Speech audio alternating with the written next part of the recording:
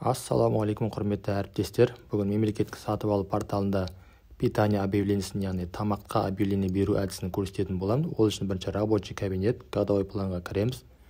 Соның ішінен годовой план по питанию қарап, сол жаққа барып, бекітілген годовой планды ашамыз. Міне біздің годовой план ашылды. Бұрынғы договорымыз действует болыпты, және статус утверждения пункт план бар. Міне соған галочка қойып, создать заявку на покупку батырмасын басамыз, закрытті басамыз мына жерде. Міне осы жерден өзіміздің мекемемізді таңдап, окей батырмасын басамыз. Заявка созылын деп шықты, және утвержден заявкаға айналды. Міне қарасаңыздар, енді рабочий кабинет создать объявлениеге барып, объявление способ таңдаймыз. Бізде міне осы способты таңдайтын боламыз. Және объявление атауына қазақша және орысша атауларын жазып, далее батырмасын басамыз. Міне көріп отырғаныңыздай міне лот сақталды. Лотқа галочка қойып, добавить батырмасын басамыз. Осы лот дұрыс болса қарап алып, далее батырмасын басамыз.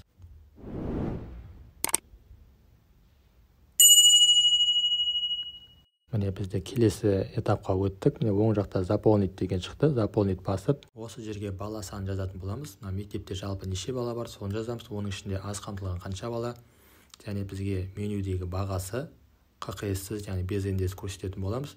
Мына жерде жазғы лагерде қанша бала болады, оның ішінде аз қамтылған неше бала, соны көрсетеміз. Лагердің бағасын жазып, сақтаймыз. Міне сақталды. Міне қарасаңыздар заполнить міне уже посмотреть болып шықты, яғни толтырылды. Енді келесі далее батырмасын басамыз. Мына жерге 60 күнді қойып, мына жерге директорды таңдаймыз. Директор таңдағаннан өзінің должності, контактный телефон, email бәрі автомат түрде шығу керек. Бізге ең бастысына счетты қарап аламыз. Счет дұрыстар ма? Счетты дұрыс, счетты таңдаймыз. Заполнено болды. Осының астында дәл осылай толтырып қоямыз. Приказ, даты бәрін жазып, фамилия, имя, отчествосын жазып, сақтаймыз. Бұл жерде тағы да бір ескертетін жайт, яғни бұйрық бойынша кім секретарь, секретармен госсакқа кірген кезде осы объявлениені создавать етеміз. Яғни мына жерде секретарь сол адам болып тұру керек автоматты түрде. Және одан кейін оң жағына міне комиссия мүшелерін бұйрық бойынша қосатын боламыз. Добавить батырмасын басып, осы жерге галочка қойғаннан кейін, яғни өзіңнің мекемеңіздегі комиссия мүшелері шығады, соларды таңдаймыз. Міне барлығын таңдап шықтық. Ішінде бір комиссия мүшесі сіздің мекемеңіздің тізімінде болмаса, демек ол госсакқа тіркелмеген. Ол адамға ЭЦП кілт алып, мемлекеттік сатып алу порталына регистрация жасайтын боламыз. Регистрация жасап болғаннан кейін секретармен қайттан кіреміз. Секретармен қайттан кіргеннен кейін рабочий кабинет, бұл жерде уже мои объявлениеге барып, жаңа объявление тауып алып, карандаш батырмасын басамыз. Карандаш батырмасын басқаннан кейін манағы тіркелген комиссия мүшелерінің барлығы өшіріліп қалды. Біз оларды қайттан сол способ бойынша тауып аламыз. Және 5-ші адам шықты. Немесе осы жерден керек емес адамды өшіріп қайттан сақтау болады. 5-ші адам басқа мекемеден болатын болса, басқа мекемедегі мекеменің мысалға бейін тереміз. Бейін теріп поиск басқан кезде сол мекеменің адамдардың тізімі шығады. Дәл сол адамды таңдаймыз. Міне сол 5-ші адам басқа мекемеден таңдалды. Далее батырмасын басамыз. Және осыларға барлығын ашып қол қоямыз. Барлығына міне қол қойғаны көзімізді жеткіземіз. Проект договоры толтырамыз. Міне толтырдық, 5 күн деп қойдық. Міне оны утвердить батырмасын басамыз. Міне және договорға қол қоямыз.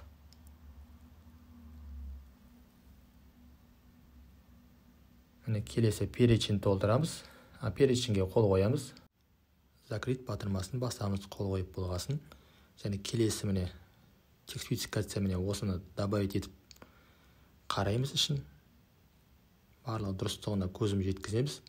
Мына жерге осы қазақша және орысшасын жазуымыз қажет. Ол үшін текст спецификацияның Word вариантын көшіріп аламыз.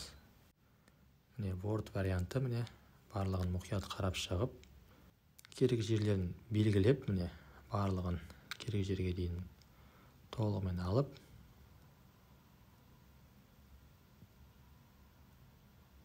копировать батырмасын басып, мына жерге қазақшаға қазақша, текст спецификацияны және орысшаға орысшасын мына тауып аламыз қазір. Орысшасын белгілеп жатырмыз. Міне орысшасын белгілеп, копировать батырмасын басып, орысшаға орысшасын ставить етеміз. Міне орысша және қазақша қойылды. Оны мұқият қарап шығамыз. Ішінде мүмкін қателіктері де бар шығар. Міне жоғарыда мекеменің атауы жазылғандықтан мен жоғарысын көрсетпей тұрмын. Астыңғы жақтарын көрсетіп, барлығын мұқият қарап шығамыз. Прикрепить файл деп менюді іздейтін боламыз. Міне менюді қай жерге сақтағанымызды тауып аламыз. Яғни балаларға бекітілген арнайы менюді тауып аламыз. Міне PDF форматта сақталған.